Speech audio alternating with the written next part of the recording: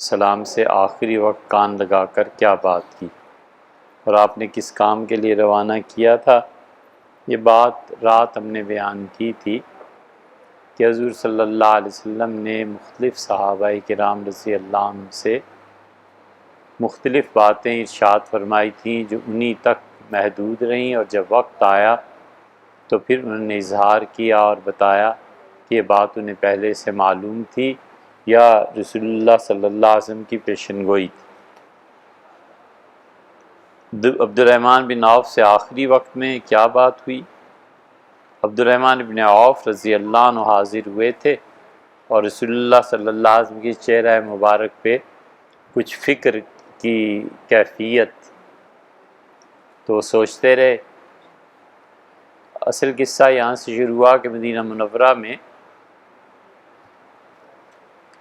بہت زیادہ اونٹوں کے چلنے کی آواز آئی، وہ تسلسل کے ساتھ چل رہے تھے اور اونٹ ختم ہی نہیں ہو رہے تھے، تو گلی سے جو گزر رہے تھے تو حضرت عائشہ رضی اللہ عنہا کو تعجب ہوا کہ اتنا بڑا قافلہ کس کا ہے؟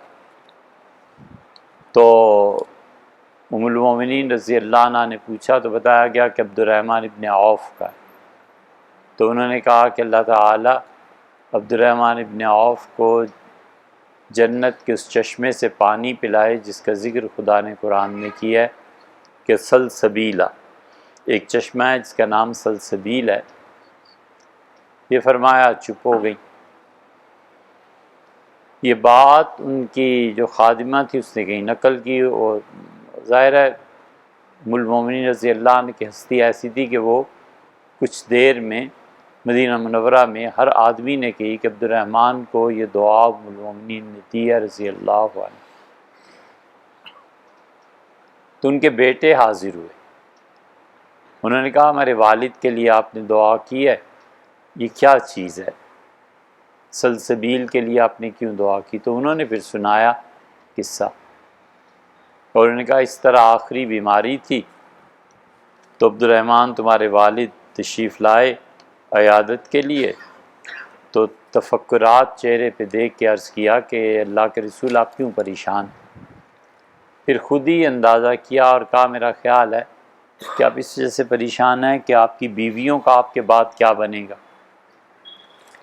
تو رسول اللہ صلی اللہ علیہ وسلم، ہاں میں یہ سوچ رہا تھا کہ میرے بعد کیا ہوگا۔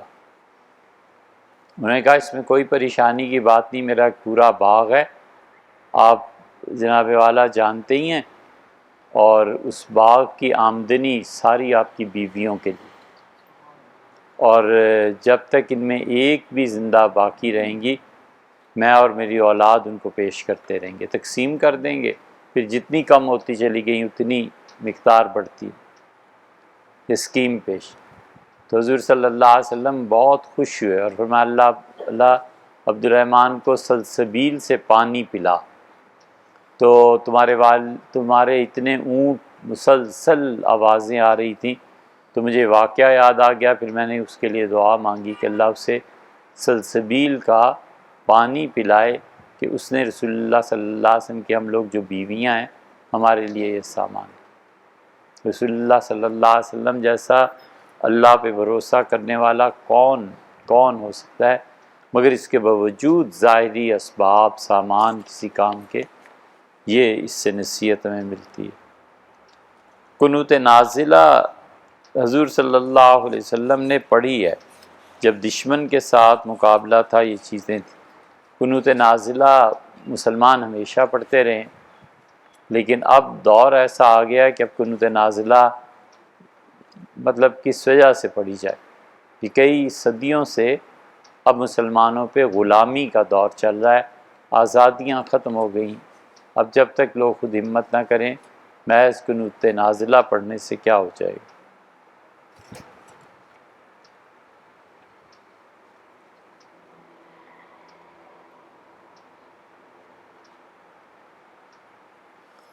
حضور اقدس صلی اللہ علیہ وسلم کو اللہ نے کوئی کام کرنے ہی نہیں دیا۔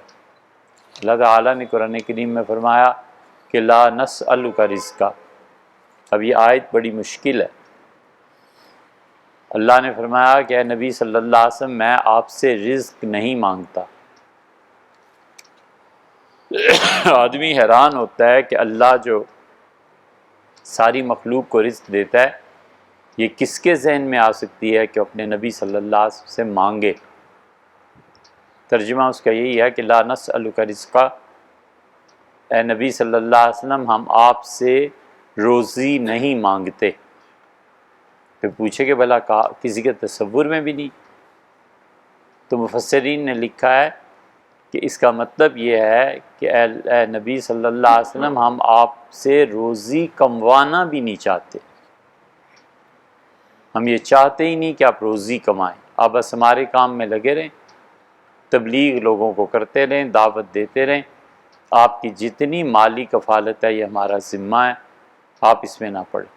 اسی لیے رسول اللہ صلی اللہ علیہ وسلم نے تجارت کی تھی، اس سے پہلے مکہ مکرمہ میں بکریاں چرائی تھی اور اس پہ اجرت لی تھی، پیسے لیے تھے، اور آپ نے فرمایا تھا ما من نبی الا وراء الغنم، اللہ تعالیٰ نے تمام انبیاء علیہ الصلوۃ والسلام سے بکریاں چروائی، اس کے علاوہ تو کچھ نہیں کیا، نہ تجارت کی نہ کچھ۔ لوگ جن کے پاس مال ہوتا تھا رسول اللہ صلی اللہ علیہ وسلم کی خدمت کرتے تھے، یہ ذریعہ معاش تھا۔ پھر ایک وقت ایسا بھی آیا کہ کچھ لوگوں نے اعتراض کیا اور انہوں نے کہا کہ یہ اچھے اللہ کے رسول ہیں، کچھ کماتے ہی نہیں ہیں اور لوگوں کے دینے پہ گزارا ہوتا ہے۔ تو رسول اللہ صلی اللہ علیہ وسلم تو جانتے تھے کہ اگر کسی کام میں لگ جاتے کچھ ہوتا، اللہ ہی نے منع کر دیا تو اور پھر کیا ہو سکتا ہے۔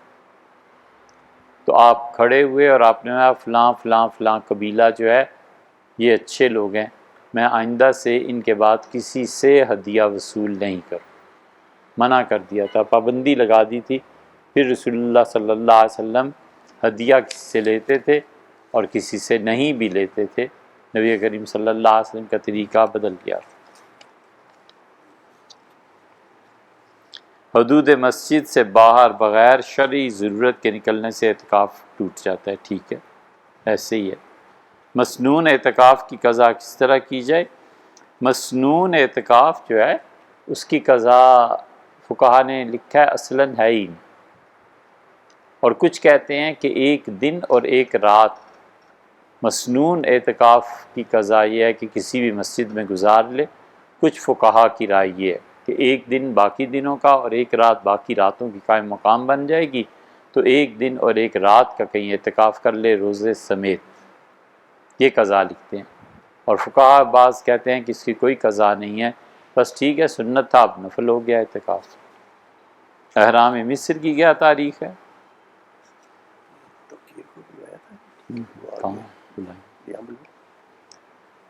احرام مصر کی کیا تاریخ ہے؟ کیوں رات کرنی ہے؟ یہ بھیا فارغ وقت کی باتیں۔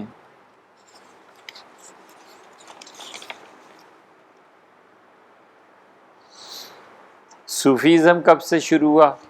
اسلام میں اس کا کیا درجہ ہے؟ صوفیزم ہے کیا؟ یہ تو دو آدمیوں سے پوچھے۔ مشرف صاحب نے کونسل قائم کی تھی، وہ صوفی کونسل کے پریزیڈنٹ تھے، اور گجرات والے وہ جو ہیں الہی پتہ نہیں کیا نام ہے ان کا، وہ اس کے سیکٹری تھے۔ یا تو ان سے پوچھیں، یا پھر یہ سہاوا میں اب صوفیوں کی یونیورسٹی ایک کھل رہی ہے جہاں میڈ ان صوفی ہوا کریں گے، میڈ ان پاکستان، ان سے پوچھیں۔ اوہو بھائی دیکھو، جو بھی دین صرف قانونی حیثیت میں رہ جاتا ہے وہ ٹوٹ جاتا ہے۔ نماز پڑھی اتنا ثواب، کھانا کھایا اتنی نیکیاں، یہ کیا اتنے گناہ، یہ کرو ہاتھ کاٹ دو، یہ کرو درے لگاؤ، یہ سب قانونی شکیں ہیں۔ اور کوئی بھی دین اور مذہب قانونی شکوں پہ نہیں چلتا کبھی۔ یہودیت اور عیسائیت اسی لیے ٹوٹ گئی اور تباہ ہو گئے وہ کہ ذرا کوئی بات ہوئی اور فوراً اس پہ کوئی نہ کوئی پنشمنٹ، کوئی سزا، کوئی چیز۔ اسلام کتاب و سنت کے بعد اس قانونی ڈھانچے میں ڈھلا، امام ابو حنیفہ رحمۃ اللہ علیہ ظاہر ہے کہ مجتہد اور فقیہ، امام مالک رحمۃ اللہ عنہ کے معاصر، ان دونوں کی زندگیاں پوری ہوئی تھی مشکل سے کہ امام شافعی رحمۃ اللہ علیہ آگے، امام شافعی امام مالک کے پاس پڑھنے مدینہ منورہ چلے گئے۔ انہوں نے جیسے امام شافعی رحمۃ اللہ علیہ کا دماغ جو تھا وہ قانون تھا کہ یوں ہو تو کیا ہو، یوں ہو تو کیا ہو، انہوں نے کہا یہ نہ سوری، یہ اسد ابن فرات آئے تھے اندلس سے، اسد ابن فرات امام مالک رحمۃ اللہ سے پوچھتے تھے، وہ دماغ قانونی تھا، یوں ہو تو کیا ہو۔ انہوں نے تیسرے چوتھے دن کہا کہ بیٹے ہمارے شہر میں ایسے نہیں بات ہوتی، یہ جو قانونی نقطے اور باتیں ہیں یہ کوفہ والے کرتے ہیں۔ تو امام ابو حنیفہ رحمۃ اللہ علیہ کے شاگرد زندہ تھے امام محمد، وہ پھر امام محمد کے پاس چلے گئے تھے رحمہ اللہ، پھر وہ امام محمد رحمۃ اللہ فارغ ہو کے اسپین چلے گئے، تو اسپین جتنا تھا، فرانس، اسپین، الجزائر، اب تک یہ سب مالکی ہیں۔ یہ اسد ابن فرات رحمۃ اللہ علیہ کی محنت اور ان کی رکھی ہوئی بنیاد ہے۔ اللہ نے بڑا جذبہ دیا تھا انہیں لوگوں میں اسلام پھیلانے کا۔ اسد ابن فرات رحمۃ اللہ علیہ، تو یہ قانونی چیزیں سانچے ضرورت تھی وقت۔ پھر احساس ہوا لوگوں کو کہ قانون کے دائرے سے نکل کے ایک اللہ کی محبت کا بھی دائرہ ہے۔ کوئی گناہ کرتا ہے تو ضروری ہے کہ اسے سزا ہی دینی ہے، اسے توبہ کی طرف دعوت دو، اسے کہو اللہ سے محبت کرے، اسے کہو ذکر کرے اللہ، اسے کہو اللہ کو یاد کرے، اسے اللہ کی رحمت کی صفات بتاؤ۔ حسن بصری رحمۃ اللہ علیہ، حبیب عجمی رحمۃ اللہ علیہ، سفیان ثوری رحمۃ اللہ علیہ، یہ سارا گروپ ایسا تھا جو لوگوں کے گناہ ان چیزوں کو دیکھتے تھے درگزر کر، اور انہیں توبہ کی دعوت دیتے تھے، کہتے اللہ کو یاد کیا کرو، اللہ سے تعلق جوڑو۔ حسن بصری رحمۃ اللہ سے کسی نے پوچھا کہ مجھے ہر ایک آدمی سے بدگمانی ہو جاتی ہے، اس کا کیا علاج ہے؟ تو حسن بصری رحمۃ اللہ نے فرمایا کہ میں اپنا بتا دیتا ہوں، میرا بھی یہی حال تھا۔ انہوں نے کہا ایک دن میں روڈ پہ گزر رہا تھا، نیچے کھڈے تھے اور دریا بہہ رہا تھا، تو ایک لڑکا ایک سراہی کوئی چیز رکھی ہوئی اور ایک عورت بیٹھی تھی، اسے بار بار پیالے میں انڈیل کے کچھ پلا رہا تھا۔ تو میں نے کہا دیکھو اس کی عمر اور یہ عورت اور شراب۔ تو میں اترا اور سمجھانے کے لیے اس کے پاس چلا گیا، ان کے کیا کر رہے ہو؟ اس نے کہا عصر کی نماز پڑھی تھی، والدہ میری ہیں، یہ کہنے لگی دل بہت گھبرا رہا ہے، مجھے دریا کے کنارے لے جاؤ ذرا دل بہل جائے۔ تو میں والدہ کو لے آیا ہوں، یہ شربت انہیں پسند ہے پلا رہا۔ کہتے مجھے بڑا افسوس ہوا کہ میں نے کیا سوچا تھا اور اصل کیا نکلا، میرا تو علاج اسی سے ہو گیا۔ ایسے لوگ تھے، یہی صوفی تھے بس، اور کیا۔ اللہ کو یاد کرو، اللہ سے محبت کرو، اس سے معافی مانگو۔ اور یہ در حقیقت سیدنا عمر رضی اللہ عنہ کے زمانے سے ہی چیزیں چل پڑی تھی۔ ابو موسیٰ اشعری رضی اللہ عنہ نے ایک آدمی نے کچھ گڑبڑ کی تھی تو اس کے سر کے بال منڈا دیے سزا میں، اسے سر کے بال سمیٹے اور مدینہ منورہ آ گیا۔ اس کا حضرت میں نے یہ کیا تھا، آپ کے نمائندے امیر نے یہ کیا۔ سیدنا عمر رضی اللہ عنہ نے خط لکھا کہ ابو موسیٰ بالکل ایسی باتیں نہ کرو، کیوں نہیں تم نے اس کو بتایا کہ اللہ کہتا ہے قابل التوب، میں توبہ کو قبول کرتا ہوں، کیوں نہیں تم نے اپنی رعایا کو تلقین کی کہ اللہ سے معافی مانگو، توبہ کرو۔ ابو موسیٰ میں آئندہ نہ دیکھوں کہ کوئی حیثیت۔ یہ تھے صوفی، اور کیا تھا؟ اللہ کے دین کی طرف قانونی دائرے سے لوگوں کو ہٹا کے محبت اللہ کی لوگوں میں اجاگر کر، توبہ کی توبہ، بس یہ چیز، اصلاح کرنا، لوگوں کو تلقین کرنا، غصے سے دور، ریاکاری سے دور، اللہ کے لیے اپنا جان اور مال خرچ کرنا، یہ ان کی تعلیمات تھی۔ یہ کب سے شروع ہے؟ یہ اسی وقت سے شروع ہو گیا تھا۔ اسلام میں اس کا درجہ کیا ہے؟ فرض ہے یار، آپ خود سوچیں۔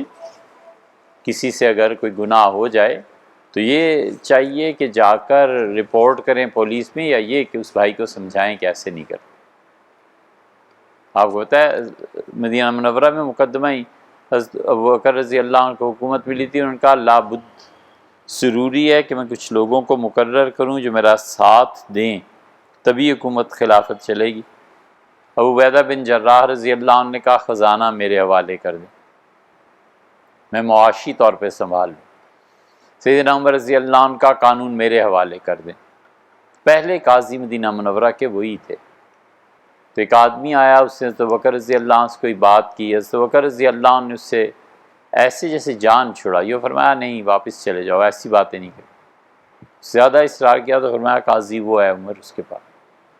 سیدنا عمر رضی اللہ عنہ مقدمہ سنا، جو سزا تھی وہ فرما دی، اور پھر اس کو بلایا اور اس سے ایک جملہ کہا، فرمایا بئس ابو انت، میں نے تجھ جیسا خراب باپ زندگی میں نہیں دیکھا۔ ہلا سترت بنتک، تیری بیٹی سے اگر کوئی کام ہو ہی گیا تھا تو تو اتنا احمق ہے کہ اس پہ پردہ نہیں ڈال سکا جب تک کہ تم اسے عدالت میں نہیں لے آئے۔ یہ ہے چیز، ضروری کیوں ہے کہ حدود نافذ ہی کریں؟ حکومت کے کام ہے، وہ حکومت کا ڈسپلنڈ معاشرہ، حکومت کی ذمہ داری، یہ چیز۔ قصر نماز میں انشاءاللہ 2-3 دن بات کریں گے، پھر آ جائے گی بات۔ یہ عقیدے کی بات ہے۔ ام المومنین رضی اللہ عنہ کے ساتھ سیدنا علی رضی اللہ عنہ کی جنگ، آ جائے گی بات انشاءاللہ۔ پچھلے سارے گناہ جن اعمال پہ معاف ہوتے ہیں، اس پہ مختلف آراء ہیں۔ کچھ کا خیال ہے کہ کبیرہ گناہ بھی دھل جاتے ہیں، کچھ کا خیال ہے صرف صغیرہ گناہ معاف ہوتے ہیں، اور کبیرہ گناہوں سے توبہ ضروری ہے، اللہ سے معافی مانگنا ضروری ہے۔ لیکن سب اس پہ متفق ہیں کہ حقوق العباد معاف نہیں ہوتے۔ کہتے ہیں محض توبہ سے جب تک کہ جو جس کا حق مارا ہے اسے پورا نہ کرے معافی نہیں ہوتی۔ 15 شعبان کو جو شب برات پہ روزہ رکھتے ہیں، جائز کیا رکھنا چاہیے؟ کتنے روزے شریعت میں؟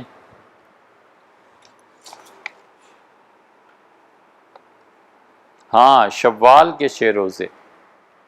حضور اقدس صلی اللہ علیہ وسلم جن روزوں کی تلقین فرماتے تھے کہ ہر مہینے 3 روزے رکھو، چاند کی 13، 14 اور 15 کو۔ تو 33 روزے تو سال کے یہی ہو گئے۔ کبھی فرماتے تھے کہ ہفتے میں 2 روزے رکھا کرو، پیر اور جمعرات، تو 8 روزے یہ ہو گئے ہر مہینے کے۔ 11 مہینوں میں آپ دیکھ لیں کتنے ہوتے ہیں۔ پھر رسول اللہ صلی اللہ علیہ وسلم تلقین فرماتے تھے محرم کا روزہ رکھنے کی، 10 محرم کو۔ تلقین فرماتے تھے اس 15 شعبان کے روزے کی۔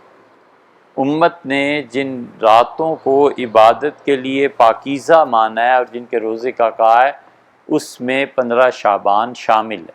پچھلے کئی 100 سال سے ہر کوئی یہی لکھتا ہے۔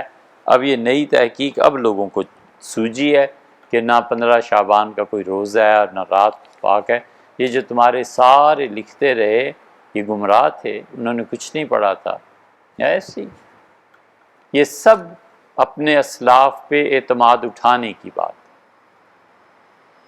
اور تھوڑے کام دنیا میں رہ گئے ہیں جو یہ ایک کرنا ضروری ہے کہ جن چیزوں پہ امت متفق چلی آئی کرتی رہی، اس میں اب رکھنے ڈالو۔ یاد رکھو فتنوں کے زمانے میں اجتہاد کرنا یہ خود ایک فتنہ ہے۔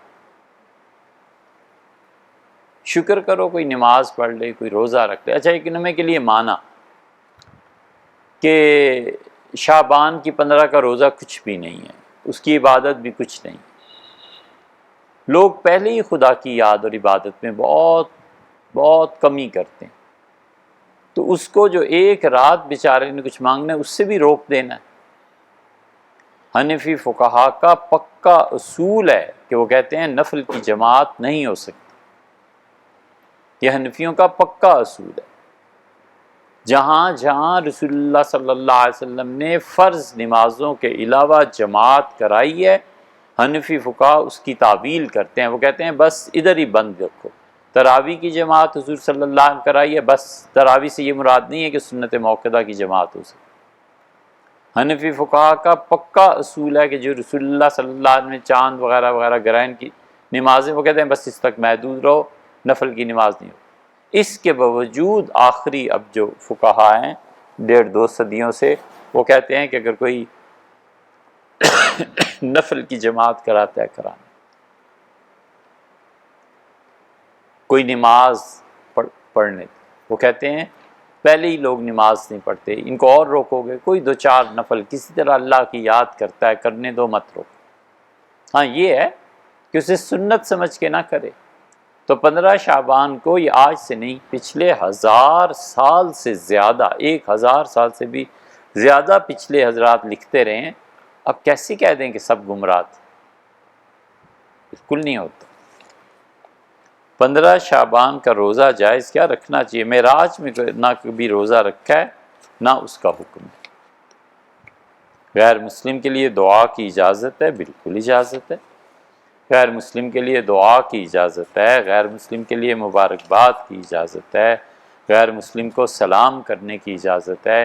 اللہ تمہیں سلامت رکھے، یعنی تمہارے ایمان کو اللہ سے ایمان کی توفیق بخشے۔ غیر مسلموں سے جو شریعت نے حسن سلوک بتایا کرنا چاہیے۔ عقیدے پہ کوئی کمپرومائز نہیں ہو سکتا۔ خدا کی عبادت پہ کوئی بالکل صاف بتا دے کہ نہیں یار یہ نہیں ہو سکتا۔ بازی بارش بابا بازی، بچہ کھیلا اور اتنا بدتمیز ہوا کہ باپ کی داڑھی سے کھیلنے لگا، یہ نہیں ہوتا کہ باپ کی داڑھی سے بھی کھیلنے لگا۔ تو اس لیے نان مسلمز جو ہیں ان کے لیے حضور صلی اللہ علیہ وسلم نے تھوڑی رعایتیں دی، ہم سے کہاں۔ عبداللہ ابن عمر رضی اللہ عنہ نے قربانی کی اور گوشت پڑوسی کو بھجوایا۔ جو شاگرد وغیرہ تھے ان کا حضرت یہودی ہے، کہنے لگے کیا کروں، پڑوسی بھی تو ہے۔ بہت رعایت، دعا مانگنی چاہیے، ان کی ہدایت کی دعا مانگنی چاہیے، ان کی تعزیت کے لیے جانا۔ فقہا نے لکھا ہے اور یہ مسئلہ ہے کہ ہندو، سکھ، عیسائی، یہودی کوئی بھی مر جائے ہمسائے میں، اس کی تعزیت کے لیے جایا جائے اور اس سے کہا جائے کہ افسوس ہوا، آپ کا بڑا نقصان ہوا، اللہ تعالیٰ آپ کو اس کا بدلہ عنایت فرمائے۔ مغفرت کی دعا تو نہیں مانگ سکتے، یہ تو مانگ سکتے ہیں۔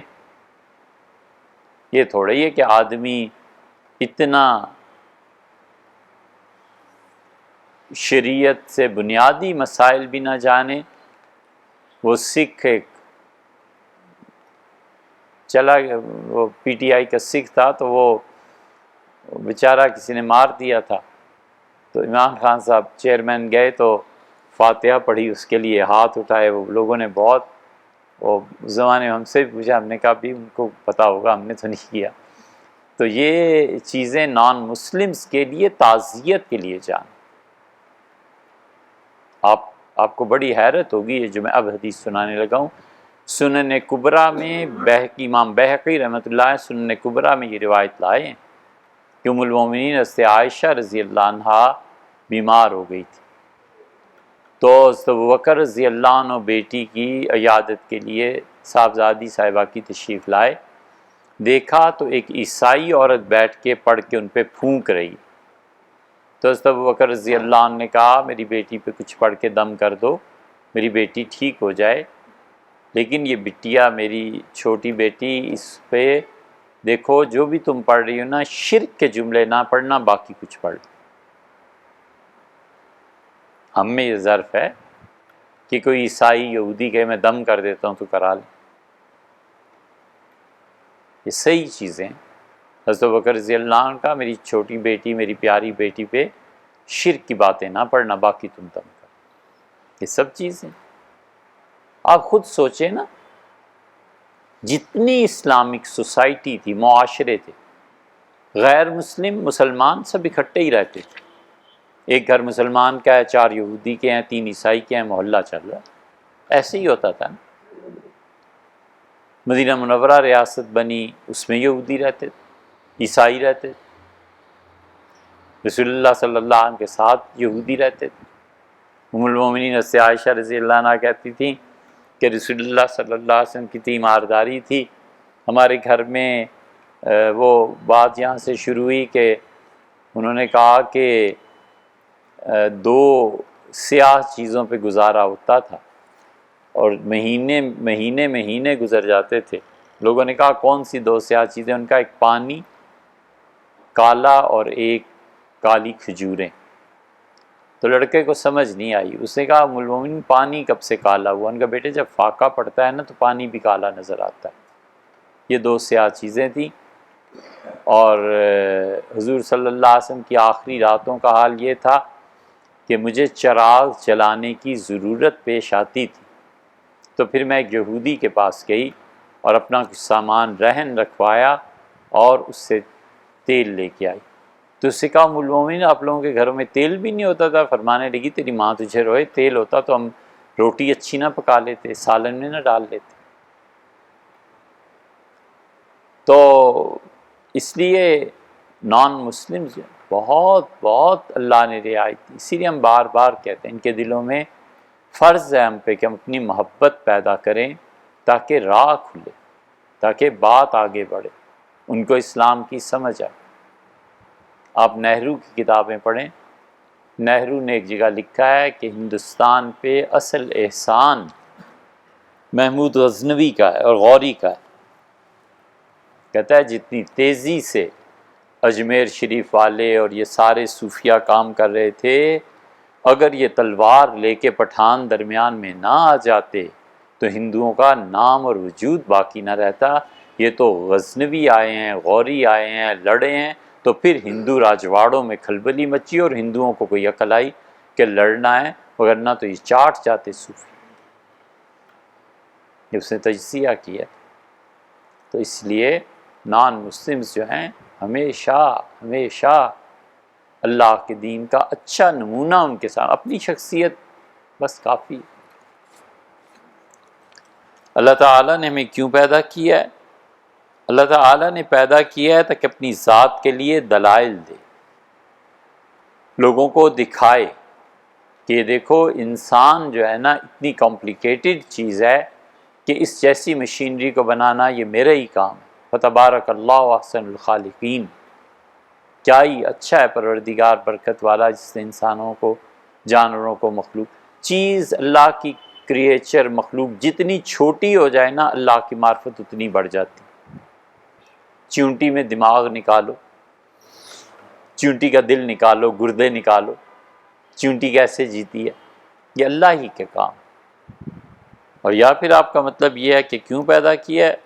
اللہ نے انسان کو محض اپنی عبادت کے لیے پیدا کیا اور بس عبادت کرو میری. یہ سب بات کی باتیں ایسی فلسفہ اور فضول ہی ہے. ہم عبادت سے دور بھاگتے ہیں نا، اس لیے ہم ایسی لمبی باتیں کرتے ہیں.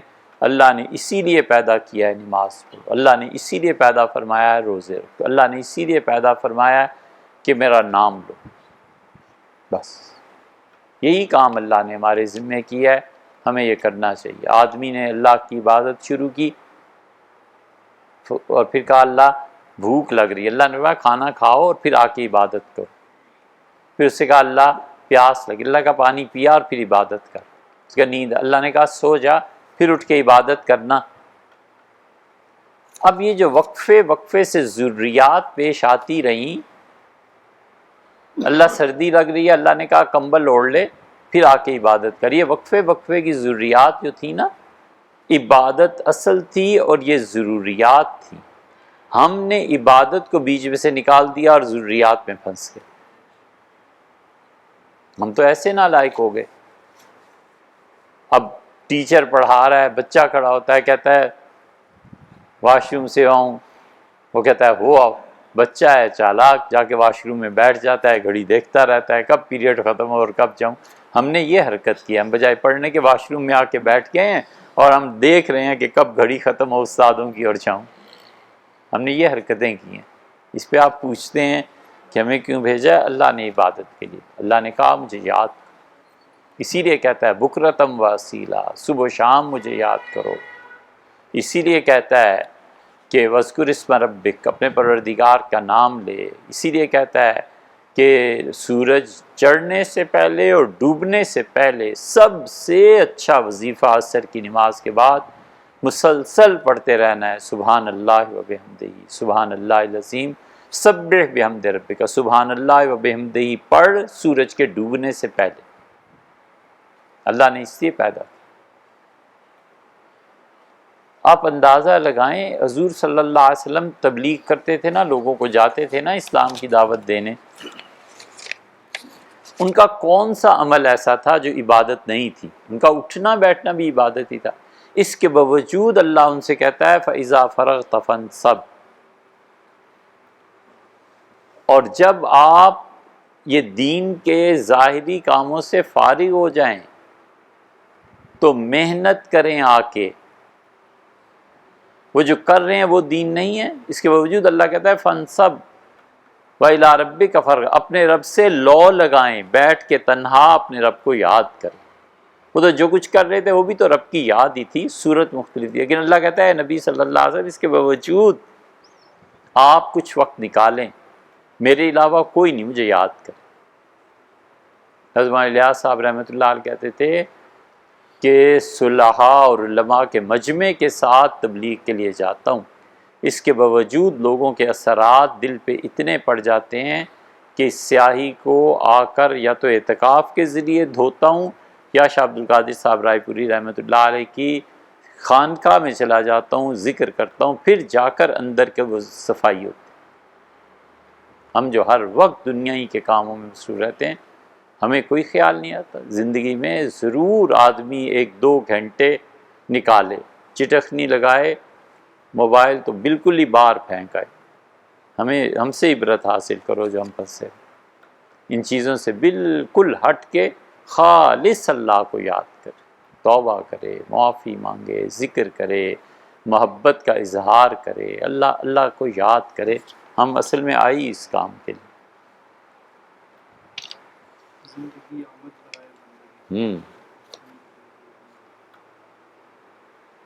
ماں باپ کی خدمت کس طرح کی جائے کہ جنت حاصل ہو جائے؟ ماں کی سب سے بڑی خدمت یہ ہے کہ وقت دیا جائے.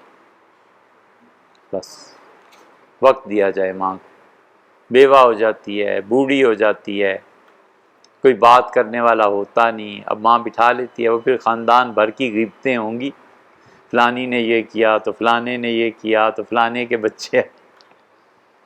سننی یہ غیبت نہیں ہے. ایک ہے غیبت، ایک ہے حکایت.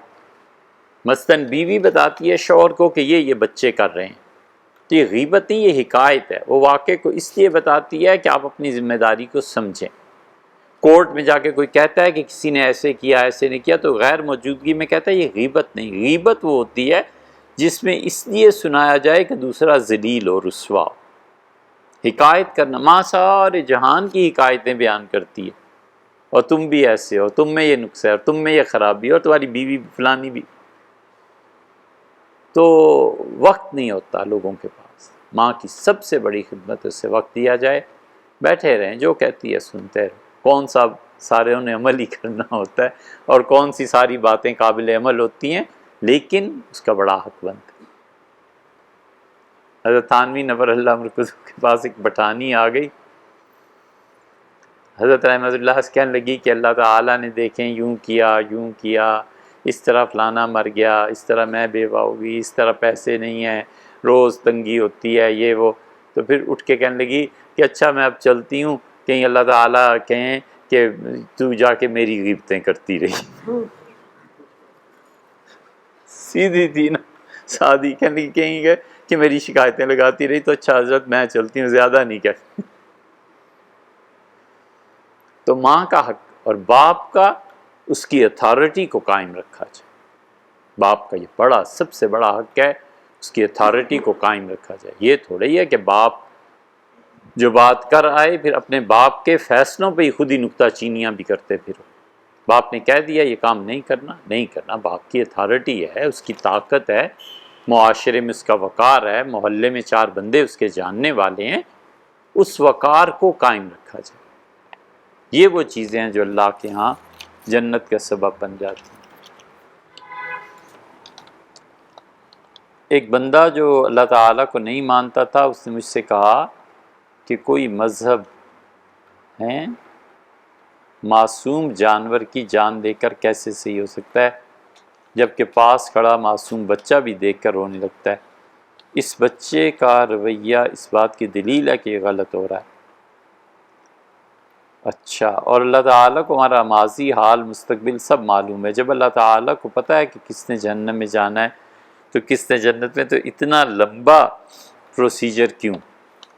دوسرے سوال کا جواب تو یہ ہے کہ اتنا لمبا پروسیجر اس لیے کہ اختیار دیا ہے۔ سوال مبنی ہے جبر پہ۔ اللہ جبر کرتا کہ یہ جنتی ہے اور جہنمی ہے، پھر تو سوال اٹھتا تھا۔ اللہ نے اختیار دیا ہے۔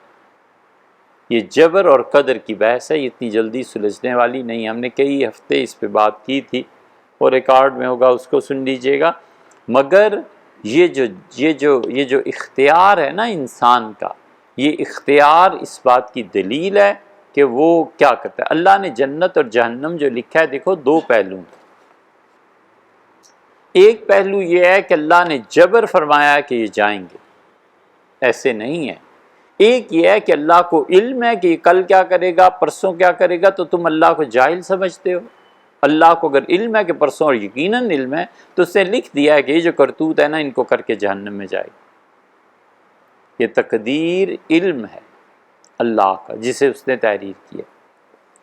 جہاں تک اس کا تعلق ہے کہ اس نے کہا کہ جانور کا ذبح، تو حقیقت یہی ہے جو اس نے کہی ہے، جانور کا ذبح بالکل نہیں ہو سکتا۔ آپ دیکھتے نہیں، ایک حدیث ایسی نہیں ہے کہ حضور صلی اللہ علیہ وسلم نے شکار پہ کسی کو آمادہ کیا ہو کہ جاؤ شکار کرو۔ جان جان ہے، چیونٹی کی ہو یا ہاتھی کی ہو یا بیل کی ہو یا گائے کی ہو یا انسان کی، زندگی زندگی۔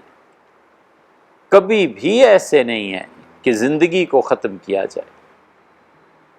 اسی لیے اسلام نے شکار کی حوصلہ شکنی کیا، حوصلہ افزائی نہیں کی۔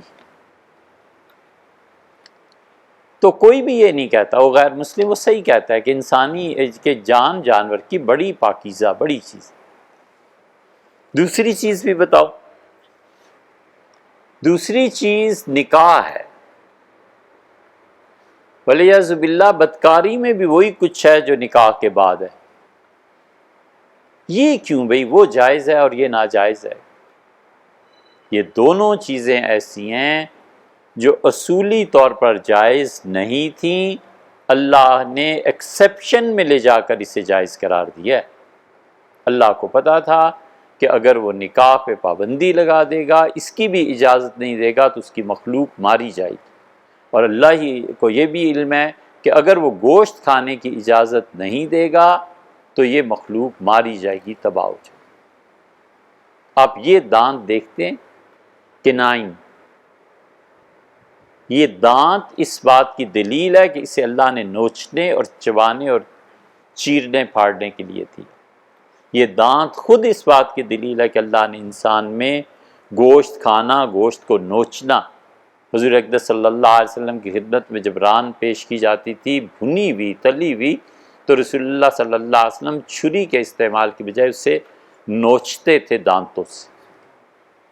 ایک مرتبہ فرمایا تھا کہ اس سے گوشت مزیدار بھی لگتا ہے اور ہضم بھی جلدی ہو جاتا ہے۔ یہ بھی فرمایا تھا کہ آسان ہے یہ۔ تو اس لیے یہ دو چیزیں ایسی ہیں، یہ قانون سے مستثنا کر کے اللہ نے انسانوں کی ضرورت کے لیے اجازت دی ہے، وگرنہ حقیقت میں یہ بھی جائز تھا۔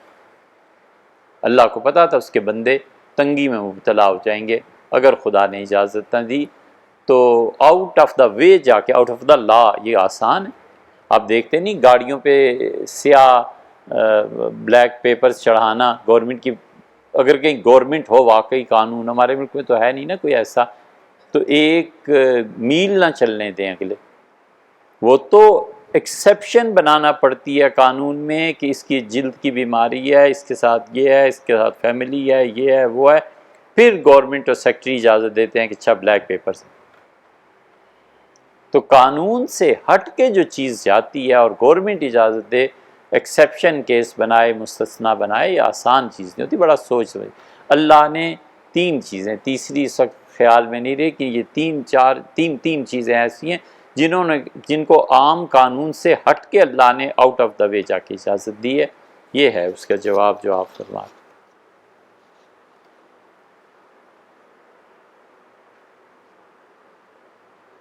یورپ میں بچے اسکول جانے والے ہیں اور دینی تعلیم کا نظام نہیں ہے، بچوں کو گھر میں بنیادی دینی تعلیم سکھانا چاہتے ہیں اور 10-15 سال تک پڑھانے کا ارادہ ہے، خصوصاً کتابیں، مضامین، اسکول اور باہر کے اثرات سے کیسے بچوں کو بچایا جائے؟ بچانا کیوں ہے بچوں کو اثرات سے؟ اپنے اسکول کھولیں۔ دو نظام کبھی بھی کسی کے حوالے نہیں کرنے چاہیے اگر قومی سطح پہ ہو، ایک معیشت، پیسہ، ایک تعلیم۔ کبھی بھی اپنے اسکول کھولیں۔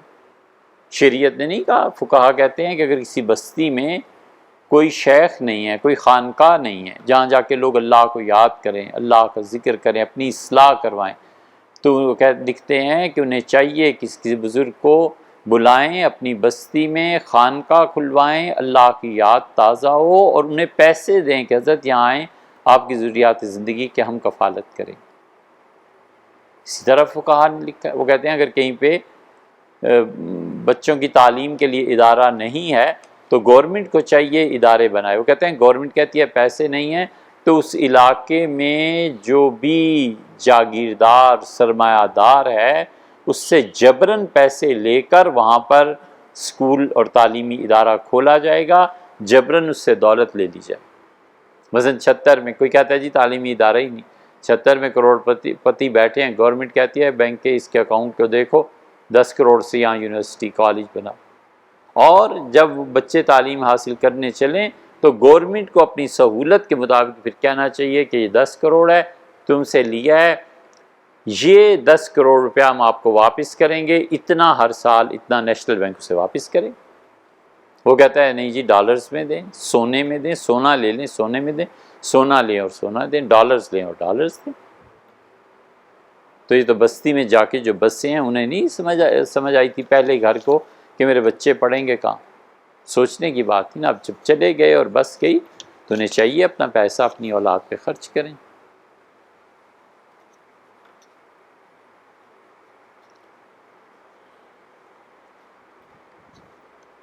وطر جماعت سے نہیں ہوتے تھے، اس دن بھی میں نے آپ سے عرض کیا تھا کہ لوگ تراویح پڑھتے تھے، وطر اپنے گھروں میں جا کے پڑھتے تھے۔ وطر کی نماز ہے بھی ایسی۔ یہ تو جب لوگوں نے وطر گھر جا کے پڑھنے بھی چھوڑ دیے تو فقہا نے کہا اس فتوے کو بدلو، انہیں کہو مسجد میں ہی پڑھ کے جا کر ایک ہی مرتبہ فارغ ہو جاؤ۔ لوگوں نے کہا حضرت گھر جاتے ہیں تو پھر وطر، پھر گھر کے کام، پھر سحری، پھر اس میں پڑھ جاتے ہیں، ان کا اچھا مسجد میں ہی پڑھ لیا کرو۔ جو آپ نے ناروے کیا کہا ہے تو اس لیے جو بہتر صورت ہے گھر میں جا کے پڑھنا، آپ اسے اختیار کر لیں، مسجد کی جماعت کو وطر کو چھوڑ دیں، کیونکہ جس طرح امام صاحب پڑھاتے ہیں آپ کو اطمینان نہیں ہوتا تو گھر جا کے پڑھی۔ تراویح کی 4 رکعت کے درمیان جو دعا پڑھی جاتی ہے کوئی دعا نہیں۔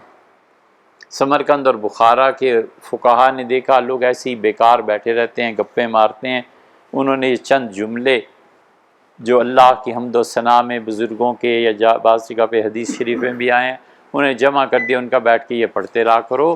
یہ لوگوں کو مصروف رکھنے کا ایک طریقہ تھا۔ السلام علیکم جی، اللہ کا شکر ہے، کوئی 15 منٹ دے دیں بات کرتا ہوں۔ جی شکریہ، میں السلام علیکم۔ وعلیکم۔ تو یہ لوگوں کو مصروف رکھنے کا، فضول گپوں میں نہ پڑھنے کا، اللہ کو یاد کرنے کی ایک چیز، اصل اس کی کچھ نہیں۔ اسی لیے فقہا لکھتے ہیں کہ تراویح کے درمیان جو وقفہ ہوتا ہے چاہے تو چپ رہے، و انشاء صلی، چاہے تو نماز پڑھے اور ذکر کرے یا رسول اللہ صلی اللہ علیہ وسلم پہ درود بھیجے یا استغفار کرے، اسے آزادی۔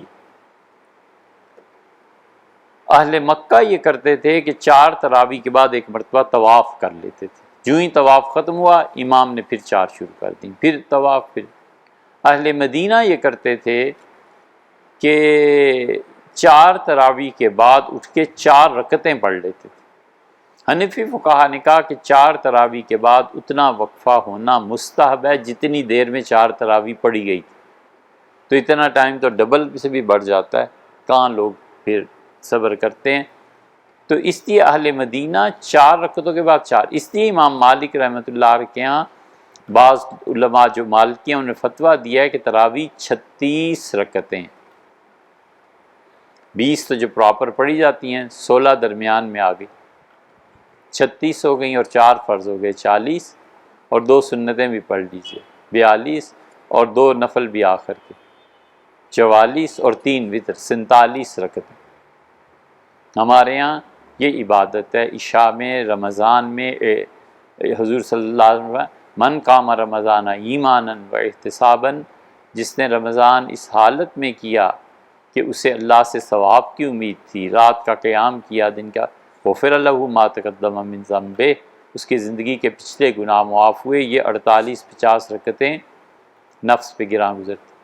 شیعہ کے ہاں 80 رکعتیں ہیں، 80 سے بھی زیادہ، کون پڑھتا ہے؟ تو اس لیے اس کی کوئی حیثیت ایسی ہے۔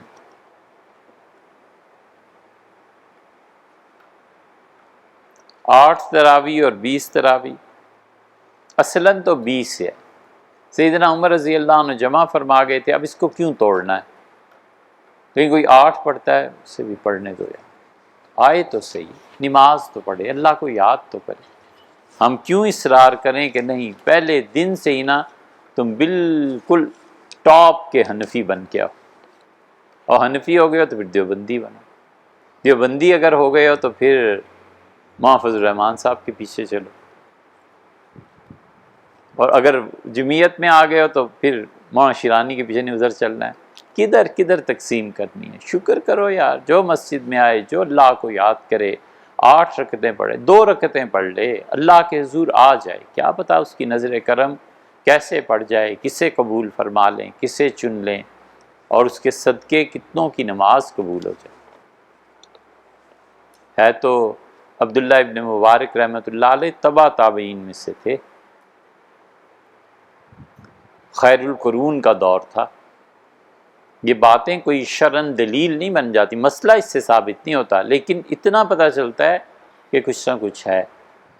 عبداللہ ابن مبارک رحمۃ اللہ نے فرمایا وہ ہر سال، 1 سال حج کو جاتے تھے، 1 سال جہاد کو جاتے تھے، 1 سال حدیث شریف پڑھنا پڑھانا، زندگی بھر یہی کرتے۔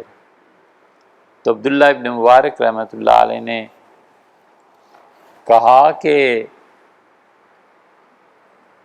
میں نے خواب میں دیکھا کہ فرشتے بحث کر رہے ہیں کہ حج قبول ہوا کس کس کا اس سال، عرفات کس کس کی حاضری اللہ کے یہاں لگی۔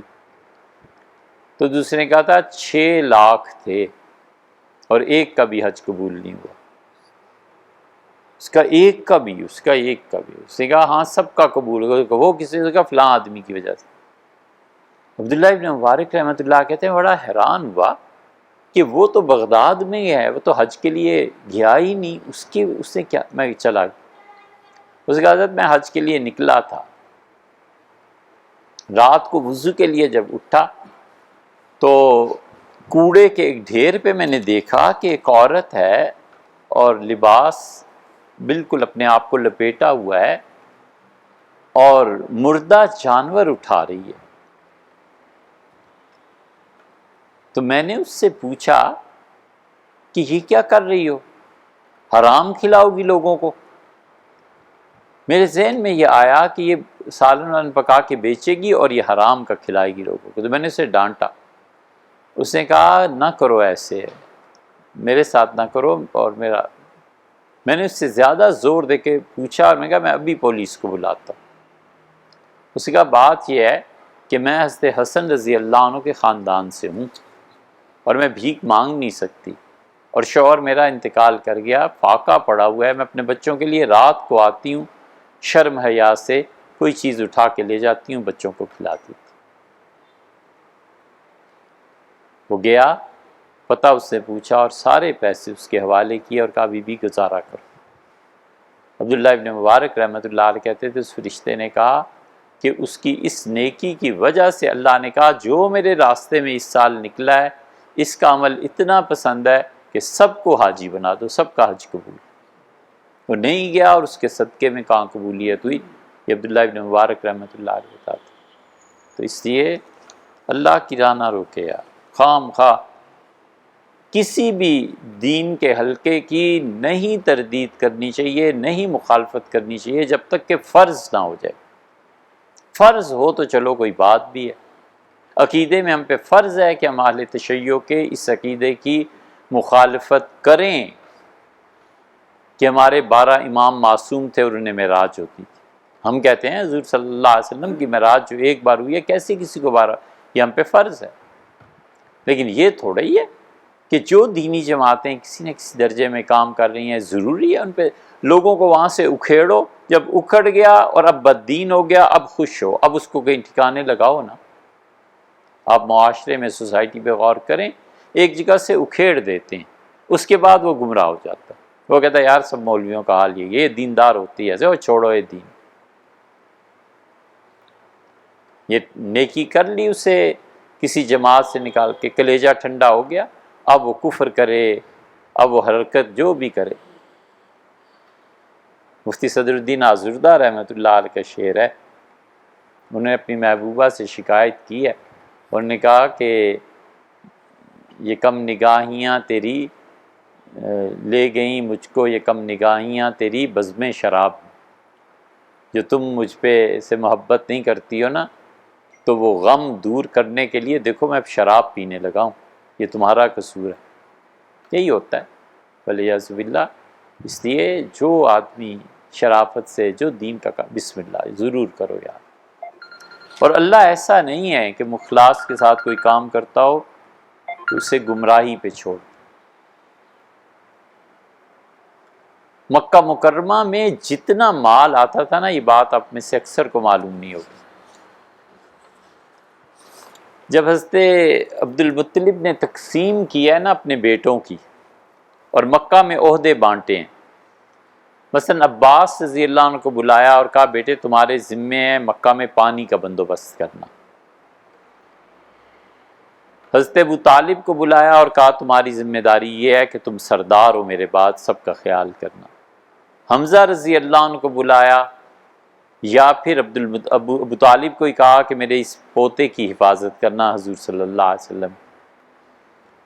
عثمان بن ابو طلحہ کو بلایا اور کہا یہ بیت اللہ کی چابی ہے، خدا کے گھر کو رکھنا۔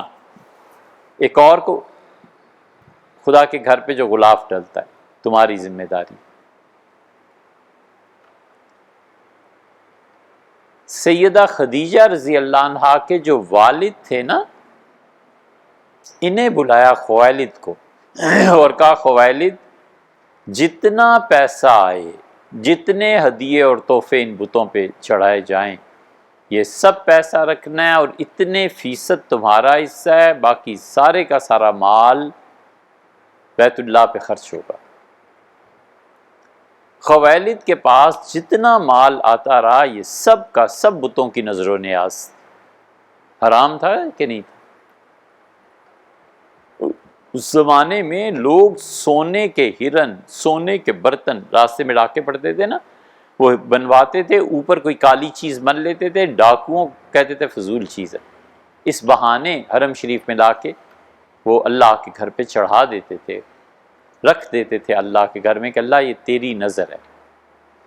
یہ سارا پیسہ خویلد کے پاس، کافر تھے، مشرک تھے، لیکن اللہ کے لیے مخلص تھے، اخلاص تھا، گڑبڑ نہیں، منافق نہیں تھے، کہتے تھے اللہ یہ تیرے پیاروں کے لیے ہے، یہ اس بت کے لیے ہے، یہ اس بت کے لیے اللہ، یہ تیرے اچھے بندے اس کے۔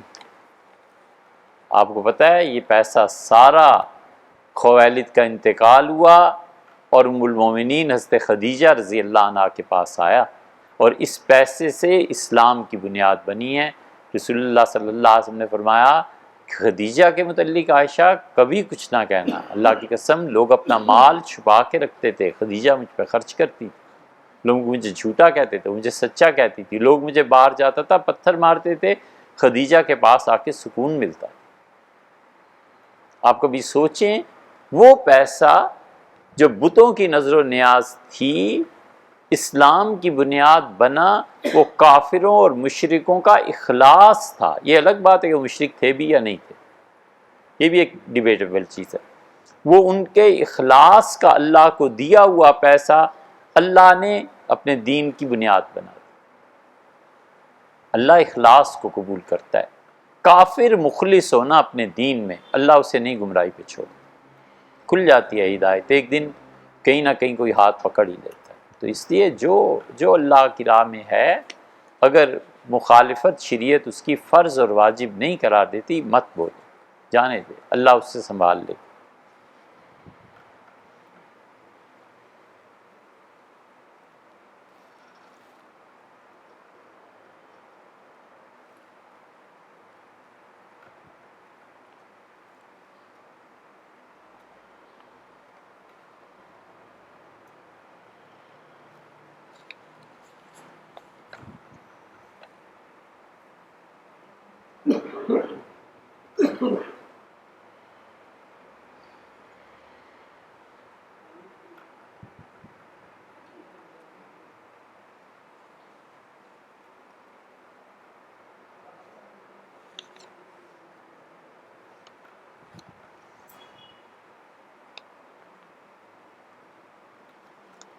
جو آپ نے 2-3 منٹ کا اور انٹرنیٹ پہ جو ٹائم ہوتا ہے اور اس کا تحریر فرمایا، اس کا عقلی حل ہے.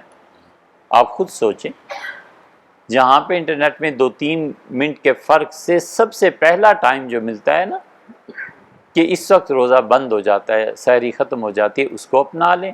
اور افطار میں آخری وقت کو اپنا لیں. ایک جگہ آتا ہے 7:01، ایک جگہ آتا ہے 7:04، آپ 4 منٹ پہ چلے جائیے. ایک جگہ آتا ہے سحری ختم ہوگی 3:20 پہ، دوسری جگہ آتا ہے 3:23 پہ، 20 پہ آ جائیے. کوئی اتنا بڑا مسئلہ نہیں. آپ خود احتیاط کر لیجئے اور اس شبے کو دور کیجئے.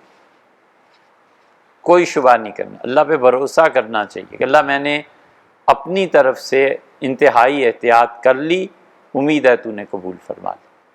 اللہ پہ بھروسہ، اللہ پہ اعتماد.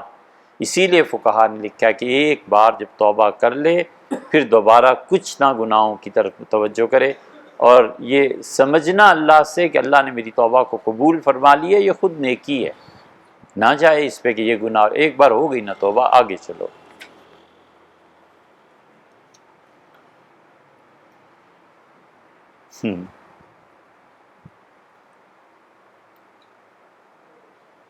اللہ تعالیٰ نے قرآن مجید میں مغربین اور مشرقین کیوں فرمایا ہے؟ آپ صحیح کہتے ہیں کہ پلورل فارم میں استعمال ہو رہا ہے. لوگوں کے محاورے کے مطابق عربوں میں محاورہ تھا مشرقین مغربین، مغرب مشرق شمال جنوب، جو بھی سمتیں ہیں 2-2. ادھر جاؤ تو مغرب ہے، ادھر جاؤ تو مشرق ہے، ادھر جاؤ تو یہ ہے، ادھر جاؤ تو یہ ہے. محاورہ ایسے ہی تھا، اللہ نے ان کی زبان میں قرآن نازل کیا. اور اگر آپ سورج کا اتار چڑھاؤ، غروب اور طلوع دیکھیں تو یہ تو سال میں 360 ڈگری بن جاتا ہے. نہیں کتنا؟ 60 ڈگری. 60 ڈگری آپ صحیح فرمائیں. 60 ڈگری یہ بن جاتا ہے. اللہ نے دوسری جگہ بھی تو قرآن میں کہا ہے، وہ آیت کریمہ آپ کے ذہن میں نہیں رہی؟ اللہ نے فرمایا رب المشارق والمغارب، بہت سی مشرقوں کا پروردگار، بہت سی مغربوں کا پروردگار. وہ 60 ڈگری پہ جا کر جو مشرق اور مغرب ہوتے ہیں نا، اللہ نے اس آیت میں یہ فرمایا. 60 ڈگری کو پھر آپ 180 ڈیز میں تقسیم کریں نا، تو ہر روز 1/3 ڈگری کا فرق پڑتا ہے. صحیح.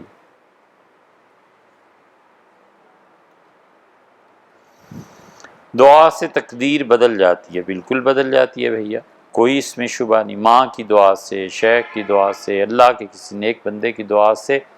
اس میں سب سے اچھی وہ حدیث ہے جس میں حضور صلی اللہ علیہ وسلم فجر میں تشریف لائے تھے، دیر ہو گئی تھی، جلدی جلدی نماز پڑھائی. صحابہ رضی اللہ عنہ کہتے ہیں ہم تو سمجھے کہ بس سورج اب طلوع ہوا کہ ہوا. اور آپ نے فرمایا تمہیں پتہ ہے مجھے آج دیر کیوں ہو گئی؟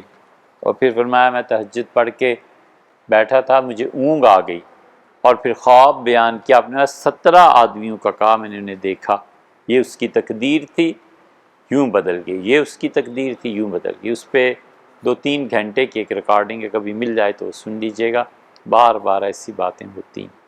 مثلا اس میں آتا ہے رسول اللہ صلی اللہ علیہ وسلم نے فرمایا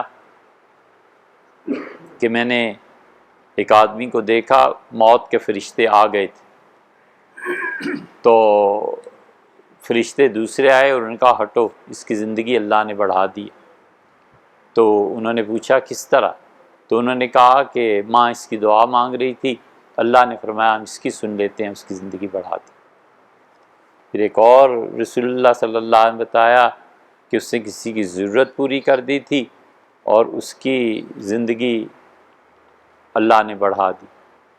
پھر فرمایا میں نے ایک لڑکے کو دیکھا اور انبیاء علیہ السلام کی مجلسیں تھیں، ہر نبی کچھ نہ کچھ اپنا واعظ نصیحت کی باتیں کر رہا تھا، وہ لڑکا جہاں جا کے بیٹھتا تھا فرشتے اسے پکڑ کے اٹھا دیتے تھے۔ پھر میں نے دیکھا ایک چیز آئی اور اس نے اس کا ہاتھ پکڑا اور میرے پہلو میں لا کے بٹھا دی۔ تو میں نے اس سے پوچھا تم کیا ہو؟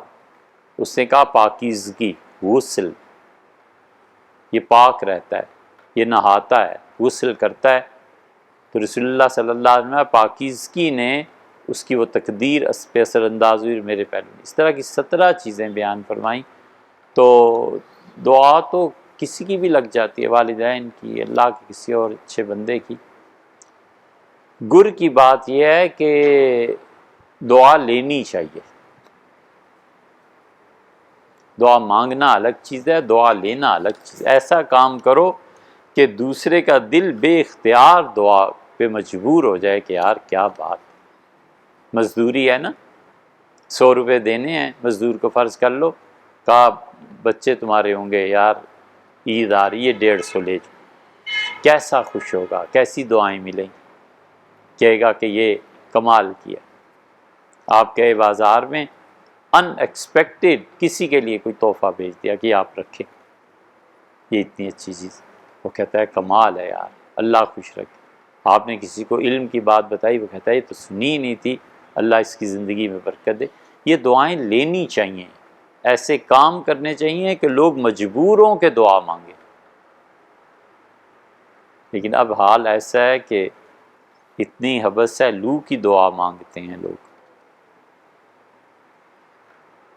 ہمارے کئی ہمسائے ہندو ہیں، ان کا دیا ہوا کھانا سبزی پھل پہ مشتمل ہو تو جائز، جبکہ وہ بتوں پر چڑھایا ہوا ہوتا ہے۔ دیکھیں نان مسلمز ہر وہ کھانا جو عبادت کے طور پہ دے دیتے ہیں مسلمانوں کو نہیں کھانا چاہیے، سیدھی سادی بات، لے لینا چاہیے، جانوروں کو ڈال دینا چاہیے، کسی نہ ڈالے کسی ایسی جگہ پہ رکھ دے کوئی جانور کھا لے، کسی ایسی جگہ پہ رکھ دے کہ کوئی بھوکا آدمی اگر گزرے تو اسے کھا لے۔ لیکن بتوں کے نام پہ، حضرت مسیح علیہ السلام کے نام پہ یا دیگر لوگوں کے نام پہ جو کچھ چڑھایا جاتا ہے نا نام لے کے، وہ شرک کا ایک حصہ ہے۔ اس میں اور جو ایصال ثواب کے لیے ہے، اس میں فرق بڑا ضروری ہے۔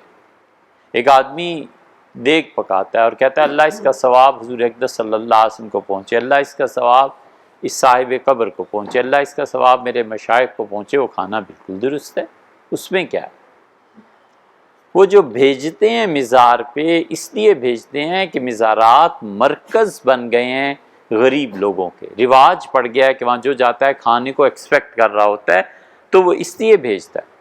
جب تک وہ یہ کہہ نہ دے کہ میں نے یہ اللہ کے علاوہ غیر کے لیے یا اس وقت تک وہ جائز، وہ کہے میں نے آپ کو کھانا بھیجا اللہ کے واسطے، نیکی سمجھ کے، پھل بھیجیں، اب نہ پھل میں ذبح ہے نہ سبزی میں ذبح ہے، ان کا کھانا کیوں نہ کھایا جائے؟ کھانا چاہیے۔ حضور اقدس صلی اللہ علیہ وسلم یہودیوں کے دعوت قبول کرتے تھے، نبی کریم صلی اللہ علیہ وسلم کے لیے مشرکین لاتے تھے ہدیے، رسول اللہ صلی اللہ علیہ وسلم قبول فرماتے تھے۔ تو شرک میں نہ پڑے، بتوں کے چڑھائے ہوئے کھانے اس میں بالکل نہیں جانا چاہیے، لیکن جو کچھ ہمسائے کے حقوق کے طور پہ ہے اور ویسے بھی رکھنی چاہیے یہ سب چیز۔ صلاۃ التسبیح کا طریقہ یہاں پوچھ لیجیے گا، علماء سے، ڈاکٹر صاحب سے پوچھ لیجیے، یہ زیادہ کس کے ذرا صلاۃ التسبیح پڑھائیں۔ اچھا جی، اور کیا؟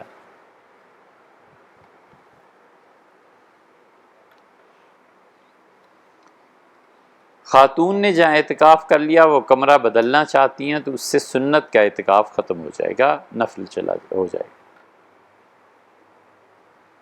فرض نماز یا تراویح کے لیے امام کا بالغ ہونا شرط ہے، 14 سال عمر پوری ہونی چاہیے یا اس سے قبل، اگر اس کے بالغ ہونے کا یقین ہو جائے تو ٹھیک۔